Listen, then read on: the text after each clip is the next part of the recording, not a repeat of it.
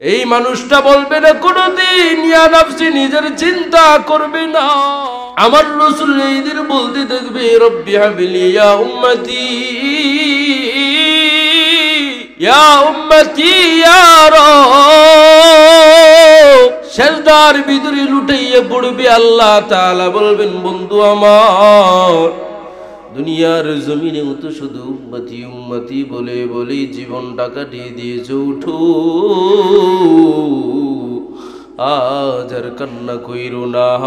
পয়গম্বর জানায় দিবেন সমস্ত উম্মতদেরকে মাফ করবা কিনা বলো সুবহানাল্লাহ, কয় না? আল্লাহ পাক রব্বুল আলামিন জানায় দেয় হাবিব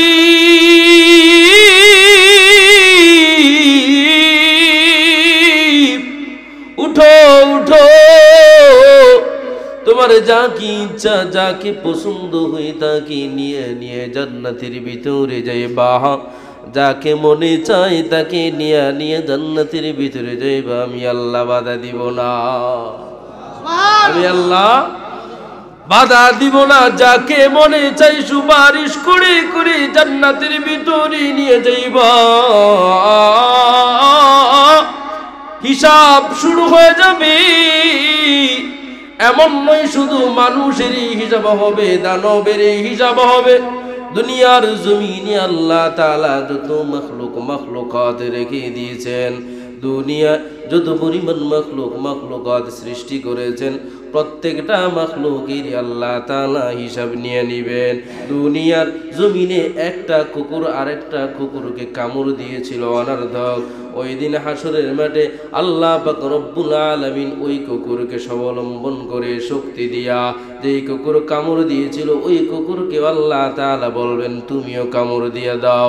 যেই গরু শিং বিশিষ্ট, গরু শিং ছাড়া গরুকে গুতা দিয়েছিল, আল্লাহ তাআলা হাসরের ময়দানে ওই শিং ছাড়া গরুকে আল্লাহ তাআলা শিং দিয়ে দিবেন, বলে দিবেন তোমাকে দুনিয়ার জমিনে যে রূপ ভাবে গুথা দিয়েছিল তুমিও গুথা দিয়ে দাও।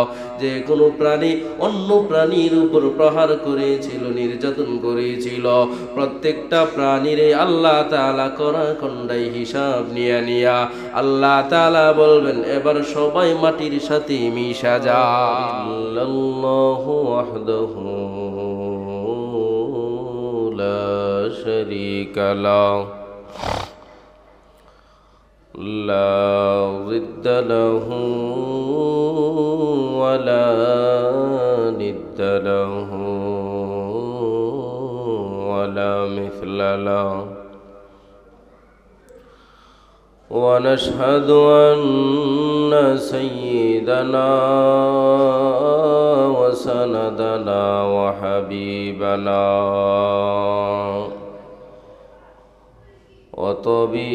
وطبيبنا وطبيب ربنا وقلوبنا ومولانا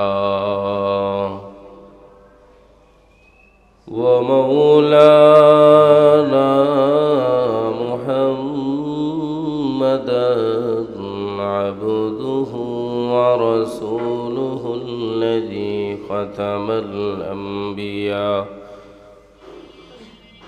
صلى الله عليه وعلى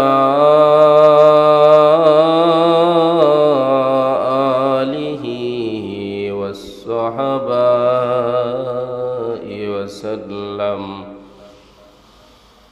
وسلم تسليما كثيرا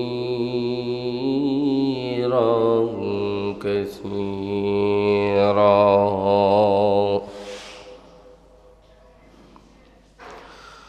أما بعد فأعوذ بالله من الشيطان الرجيم. بسم الله الرحمن الرحيم. يا أيها الناس اتقوا ربكم إن زلزلة الساعة شيء عظيم. وقال تعالى في شان حبيبه ومعشوقه مخبرا وآمرا: إن الله وملائكته يصلون على النبي يا أيها الذين آمنوا صلوا عليه وسلموا تسليما. محبت پڑھی اللهم صل على محمد وعلى آل محمد كما صليت على إبراهيم وعلى آل إبراهيم إنك حميد مجيد. اللهم بارك على محمد وعلى آل محمد كما باركت على إبراهيم وعلى آل إبراهيم إنك حميد مجيد. لا إله إلا الله.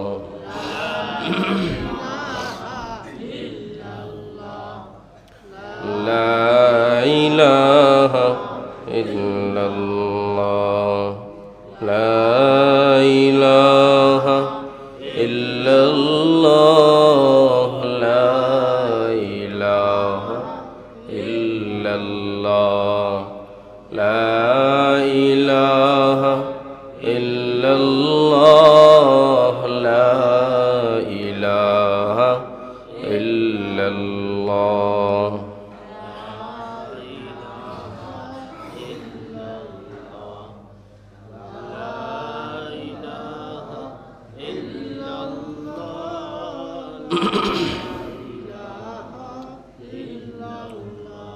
لا إله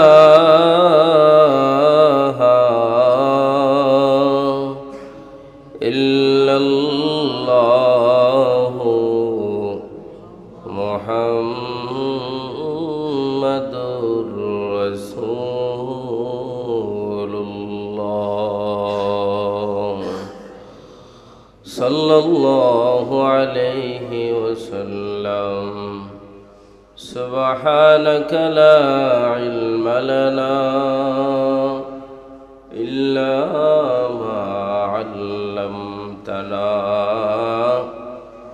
إنك أنت العليم الحكيم.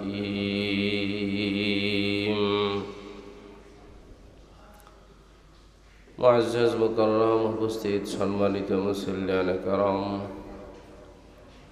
সর্বোপরি শুকরিয়া জ্ঞাপন করছি ওই মহান রব্বে করিমের দরবারে যে মহান রব্বে করিম আপনাকে আমাকে অত্যন্ত দয়া করে, মায়া করে, মহব্বত করে, ভালোবেসে দুনিয়ার বিভিন্ন কাজ থেকে ফারিক করে 2 রাকাত নামাজ আদায় করার জন্য আল্লাহ পাক রব্বুল আলামিন মসজিদে আসা বসার সুযোগ করে দিয়েছেন। এজন্য আল্লাহ পাক রব্বুল আলামিনকে রাজি খুশি করানোর উদ্দেশ্যে আকাশ বাতাসকে মুখরিত করে অন্তরের অন্তঃস্থল থেকে উচ্চ কণ্ঠে আওয়াজ দিয়ে সমস্বরে শুকরিয়া আদায় করছি আলহামদুলিল্লাহ। আরো শুকরিয়া আদায় করতে হয়। আমরা রমজানের একেবারে সান্নিধ্যে চলে এসেছি, অর্থাৎ রজব মাসের ভিতরে আমরা পদার্পণ করেছি। রমজান একেবারেই আমাদের সামনে, রজব, শাবান, রমজান, আর মাত্র 2 মাস আছে। বেশি বেশি দোয়া করা, আল্লাহ পাক রব্বুল আলামিন যেন আপনাকে আমাকে সেই পর্যন্ত হায়াতে তৈয়বা দান করেন, আমিন। আমরা 2024 সালকে বিদায় দিয়ে আমরা আরো পদার্পণ করেছি 2025 সালে।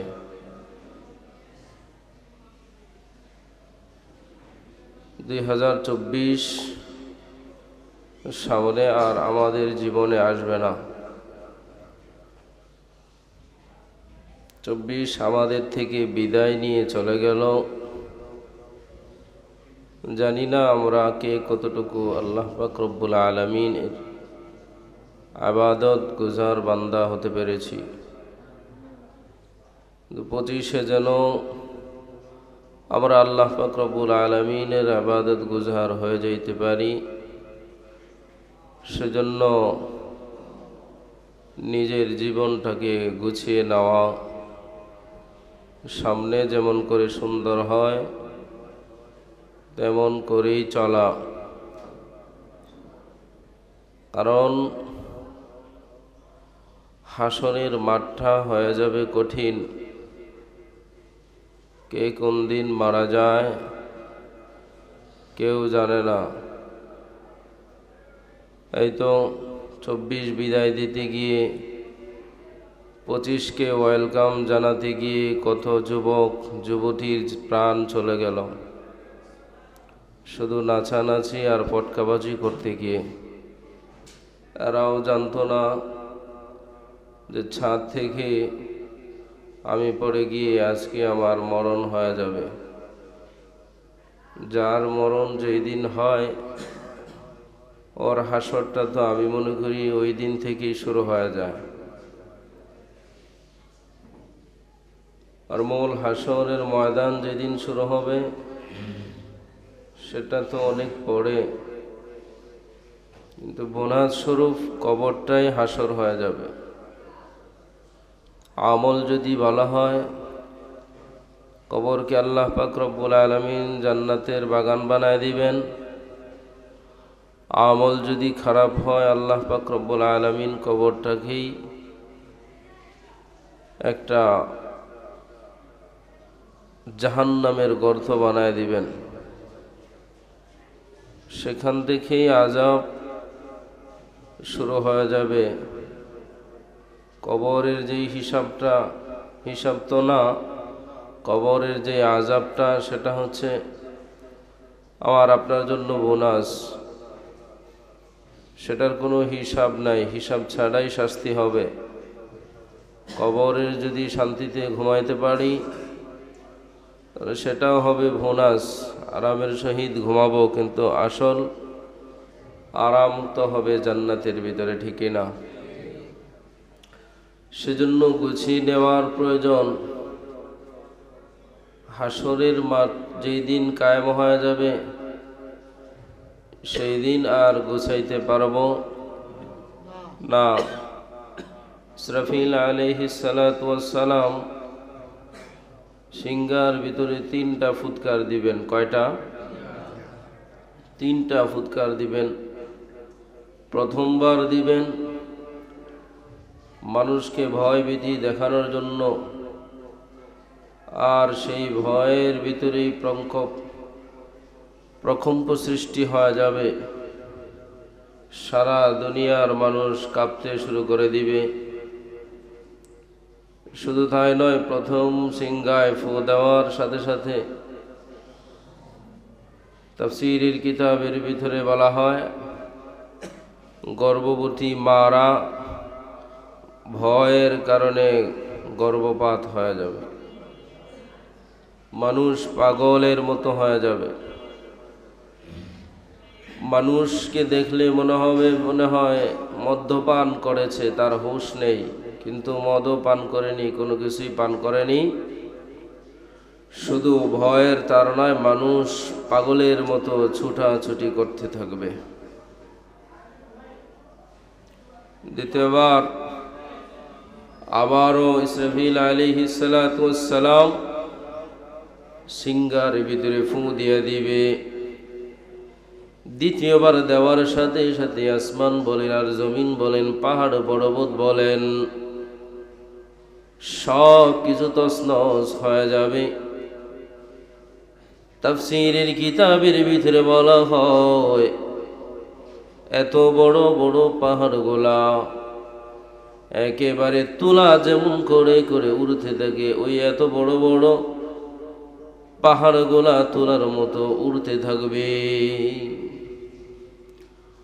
দুনিয়ার সব কিছু তছনছ হয়ে যাবে, কোনো কিছুই থাকবে না, সব কিছু তছনছ, সব কিছুই শেষ হয়ে যাবে। শুধু তাই নয়, আবারও তৃতীয়বার যখন ইসরাফিল আলাইহিস সালাতু ওয়াস সালাম সিংহায় ফু দিবেন, তৃতীয়বার ফু দেওয়ার সঙ্গে সঙ্গে আমি আপনি কবরের ভেতর থেকে উঠতে থাকব। এজন্য আল্লাহ পাক রব্বুল আলামিন মানুষ সকলদেরকে জানায় দেয়, ইয়া আইয়ুহান নাসু তাকু রাব্বাকুম ইন্না জালজালাতাস সাআতি শাইউন আযীম।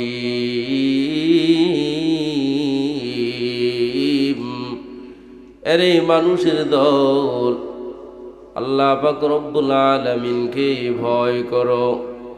এ মুমিন বান্দা বান্দিরা, হে মানব, আল্লাহ পাক রব্বুল আলামিনকে ভয় করো। আল্লাহ পাক রব্বুল আলামিন এই আয়াতের ভিতরে ডাইরেক্ট মানুষকে সম্বোধন করেছেন, ইয়া আইয়ুহান নাসু তাকু রাব্বাকুম, হে সকল মানুষ তোমরা আল্লাহ পাক রব্বুল আলামিনকে ভয় করো। কেন ভয় করবা? এই জন্যই তো ভয় করবা, কিয়ামতের মাঠ যেই দিন কায়েম হয়ে যাবে, ওইটা যে কঠিন মুহূর্ত হয়ে যাবে, কঠিন একটা ব্যাপার হয়ে যাবে। শুধু যে আমার জন্য এমনটা নয়, দুনিয়ার ভিতরে যত মানুষ এসেছিল সবার জন্য কঠিন একটা ব্যাপার হয়ে যাবে। সবাই শুধু ইয়া নফসি বলে বলে কান্না করতে থাকবে। বিচার তো শুরু হয় না। তৃতীয়বার যখন ইসরাফিল আলাইহিস সালাতু ওয়াস সালাম ফু দিয়ে দিবে, আন্দারা তখন বলতে থাকবে, ওয়ানুফিখা ফিস-সূরি ফাইদা হুম মিনাল আজদাসি ইলা রাব্বিহিম ইয়ানসিলুন। আল্লাহ পাক রব্বুল আলামিন কুরআনুল কারীমের ভিতরে জানায় দেয়, তৃতীয়বার যখন ফু দেওয়া হবে, ঘুম থেকে উঠে যাইবে বান্দা বান্দিরা, তারা নেককার বান্দা বান্দি থাকবে আর শুধু বলতে থাকবে, আমাদের ঘুমটা কে যেন ভাঙায় দিল, আরামের সহিত তুই মাত্র ঘুমাইলাম, আরামের সহিত মাত্র ঘুমাইলাম, আমাদের ঘুমটা কে ভাঙায় দিল? একদল বলবে আল্লাহ তাআলা ভাঙায় দিলেন। কেন কেন ভাঙাইলেন জানো? আল্লাহ তাআলা তো অতীতে তোমাদেরকে জানায় দেয়, কি জানায় দেয়? তোমাদেরকে দুনিয়ার জমিনে পাঠানো হয়েছে, মাটি থেকে তোমাদেরকে উৎপাদিত করা হয়েছে, আবার মাটির সাথে তোমাদেরকে মিশিয়ে দেওয়া হবে, আবার সেই মাটি থেকে তোমাদেরকে পুনরুত্থান করা হবে, ঠিক কি না? রাসূলুল্লাহ সাল্লাল্লাহু আলাইহি ওয়াসাল্লাম সত্য সত্য বলেছিলেন, রাসূল কখনো মিথ্যা বলেন না, ঠিক কি না? সবাই উঠতে থাকবে আর ইয়া নফসি বলতে থাকবে। কই যাবে? আদম পয়গম্বরের কাছে যাবে। পয়গম্বর হাবিবি কিবরিয়া জানায় দেয়, আদম আলাইহিস সালাতু ওয়াস সালামের কাছে যখন চলে যাবে, আদম পয়গম্বর জানাই দিবে, না না, আমি কোনো সুপারিশ করতে পারবো না, আমার বড় লজ্জা হয়। কেন কেন লজ্জা হয়? আমার রব না করেছিল গাছের ফল খাওয়ার জন্য, আমি তো শুনি নাই ফল খেয়েছিলাম, আমার লজ্জা হয়। আল্লাহর সামনে যেতে পারবো না, বলবেন নূহ পয়গম্বরের কাছে যাও। নূহ পয়গম্বর বলবে, না না, আমিও পারবো না, আমার বড় লজ্জা হয়।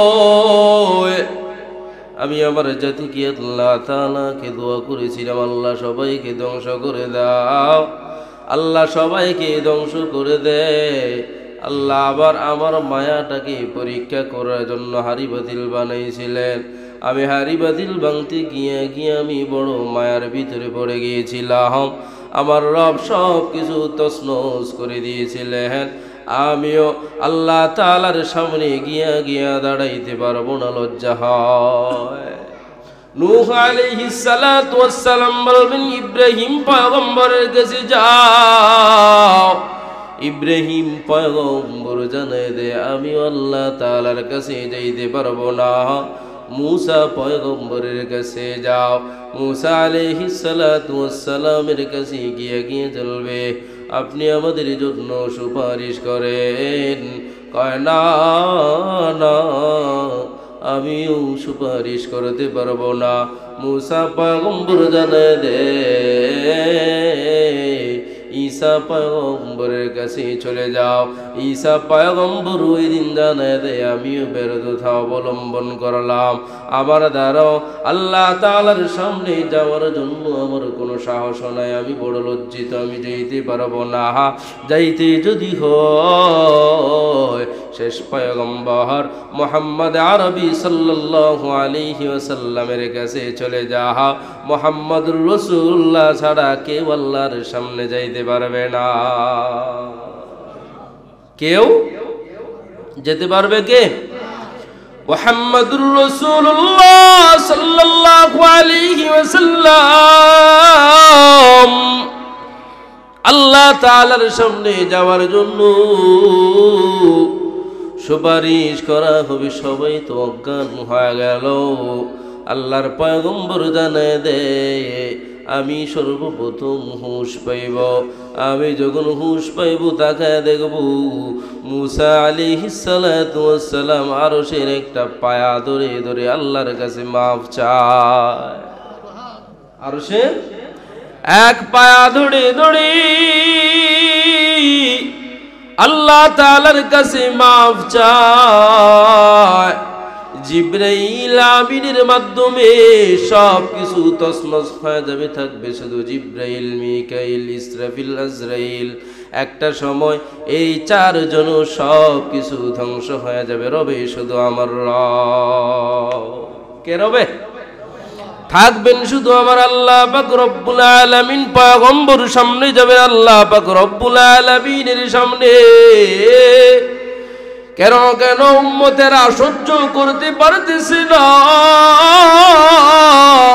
সূর্যের 12টা মুখ রয়েছে, 12টা মুখ থেকে 11টা মুখ উপরের দিকে আল্লাহ তাআলা দিয়া দিয়া রেখে দেয়। সর্বনিম্ন মানের একেবারে থার্ড ক্লাসের যে মুখটা, ওই মুখটাই দুনিয়াবাসীর দিকে দিয়ে রেখেছেন আল্লাহ তাআলা। মেঘমালাগুলা মাঝে মাঝে সরায় দেয়, আমরা সহ্য করতে পারি না। আর ওই দিন তাফসীরের কিতাবের ভিতরে বলা হয় আল্লাহ তাআলা সূর্যকে অর্ডার দিয়ে দেয়, আরে সূর্য, তোরে আমি আল্লাহ তাআলা বানাইলাম, তোর পাওয়ার কি জিনিস দুনিয়াবাসী তো দেখে নাই, দুনিয়ার মানুষ দেখে নাই। আজকে আমি আল্লাহ তাআলা অর্ডার দিয়ে দিলাম, সেই উঁচু উঁচু জায়গার ভিতরে থাকতে হবে না। মুফাসসিরিনগণ জানায় দেয় 12টা মুখ দুনিয়ার দিকে হাসরের মাঠের দিকে দিয়া দিয়া সূর্য প্রঙ্কিত হয়ে যাবে।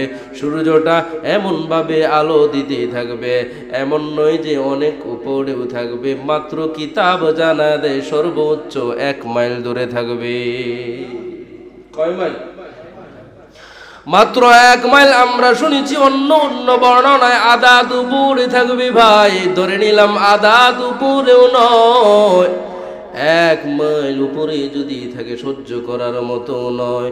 পয়গম্বর জানায় দেয় যার যার আমল অনুপাতে ওই দিনতে সে ঘামের ভিতরে নিমজ্জিত হয়ে যাবে। যে খারাপ আমল করেছিল, যে যতটুকু খারাপ আমলের ভিতরে নিমজ্জিত ছিল, আল্লাহ পাক রব্বুল আলামিন তাকে ওই দিন ওই পরিমাণ ঘামের ভিতরে সাঁতার কাটাইতে থাকবেন।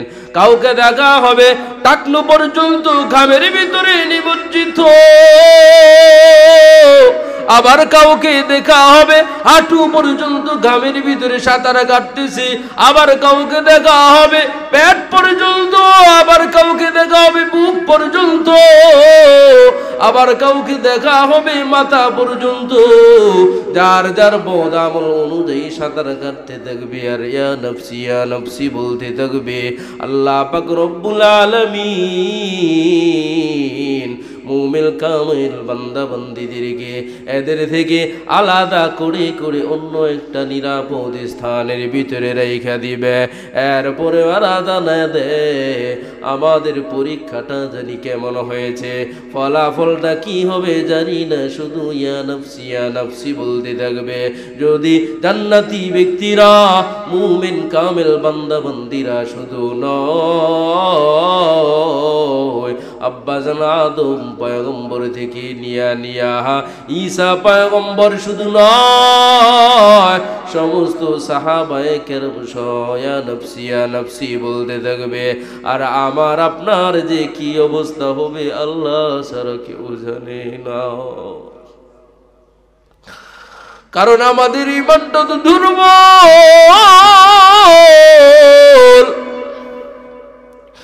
আমার তো মনে হয় আমরা যেই দিন মারা যাব, আল্লাহ তাআলা যদি হিসাবটা টান দিয়া দেয়, আমাদের তো মনে হয় জাহান্নামের ভিতরেও জায়গা হবে না।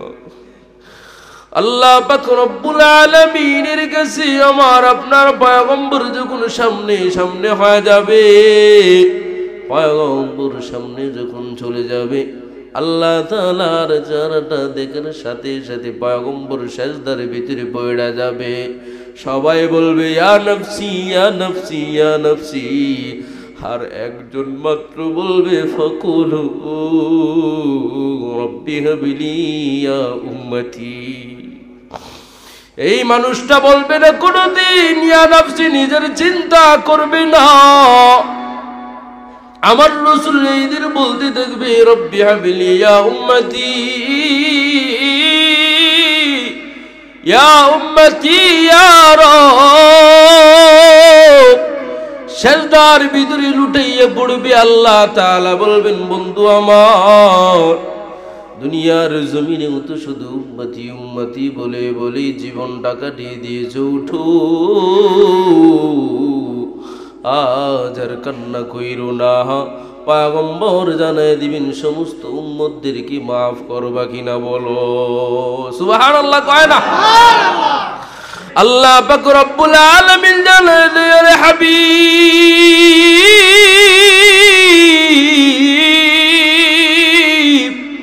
উঠো উঠো,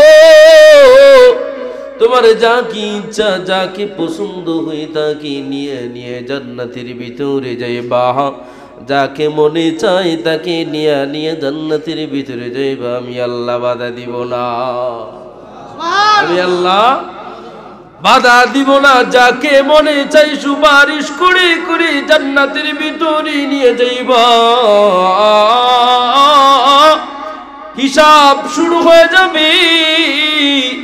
এমন নয় শুধু মানুষেরই হিসাব হবে, দানবেরই হিসাব হবে। দুনিয়ার জমিনে আল্লাহ তাআলা যত মাখলুকাত রেখে দিয়েছেন, দুনিয়া যত পরিমাণ মাখলুকাত সৃষ্টি করেছেন প্রত্যেকটা মাখলুকের আল্লাহ তাআলা হিসাব নিয়ে নিবেন।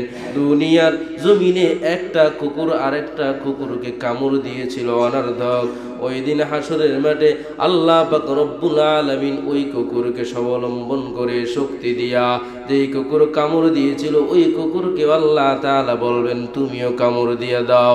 যেই গরু শিং বিশিষ্ট গরু শিং ছাড়া গরুকে গুতা দিয়েছিল আল্লাহ তাআলা হাসরের ময়দানে ওই শিং ছাড়া গরুকে আল্লাহ তাআলা শিং দিয়ে দিবেন, বলে দিবেন তোমাকে দুনিয়ার জমিনে যে রূপ ভাবে গুথা দিয়েছিল তুমিও গুথা দিয়ে দাও। যে কোনো প্রাণী অন্য প্রাণীর উপর প্রহার করেছিল, নির্যাতন করেছিল, প্রত্যেকটা প্রাণীরে আল্লাহ তাআলা করা খন্ডাই হিসাব নিয়া আল্লাহ তাআলা বলবেন এবার সবাই মাটির সাথে মিশা যাও। সবাই মাটির সাথে মিশে যাও। ওই দিন আল্লাহ পাক রব্বুল আলামিন জানায় দেয়, আবু জাহেল বলেন, উতবা বলেন, সাইবা বলেন, বড় বড় কাফেরেরা জানায় দেয়, হায় রে আমরা যদি গরু হইতাম, আমরা যদি ছাগল হইতাম তাহলে আজকে তো মনে হয় মাটি হয়ে যাইতে পারতাম, আমাদের আর কোনো কষ্ট ছিল না। যারা ঈমান আনে নাই ঈমান ছাড়া প্রত্যেকেই একই কথা বলতে থাকবে, হিসাব চলতে থাকবে।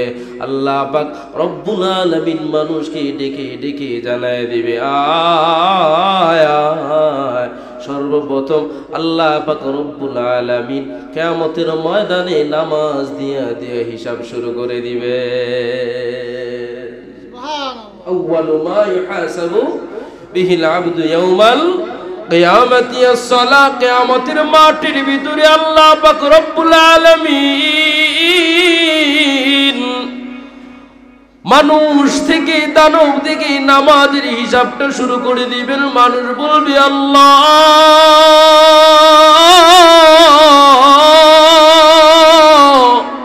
নামাজ তো পড়তে পারি নাই, কেমন করে পড়বো? দুনিয়ার জমিনে তো কোনো পয়গম্বর আমাদের কাছে যায় নাই, দুনিয়ার জমিনে তো আমাদের কাছে কোনো রাসূলও যায় নাই। মিথ্যা কথা যখন বলতে থাকবে আল্লাহ তাআলা ক্যামেরাটা ওপেন করে দিবেন আর বলতে থাকবেন দেখো গিয়েছিল কিনা আমার মুহাম্মদ।